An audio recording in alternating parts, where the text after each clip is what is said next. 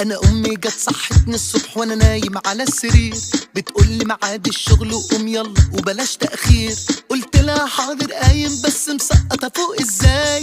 قالت لي تشرب ايه؟ قلت لها انا اشرب شاي. تشرب ايه؟ اشرب شاي. تشرب ايه؟ اشرب شاي. تشرب ايه؟ اشرب شاي. تشرب ايه؟ اشرب شاي. ونزلت سريع من البيت على الشغل عشان الحق اتوبيس، وطلعت ركبته في عز الحر دماغي طلبت تهييس. دمي اتعكر من كتر الزحمه الشمس كلت لي دماغي، قمت طالع على المكتب وبسرعه ندهت الساعه. تشرب ايه؟ اشرب شاي. تشرب ايه؟ اشرب شاي. تشرب ايه؟ اشرب شاي. تشرب ايه؟ اشرب شاي. خلصت الشغل وقلت لصاحبي نروح نقعد على القهوه، بهدله مرمطه فرهضه في الحر في نافوخي عملوا مفاجأة.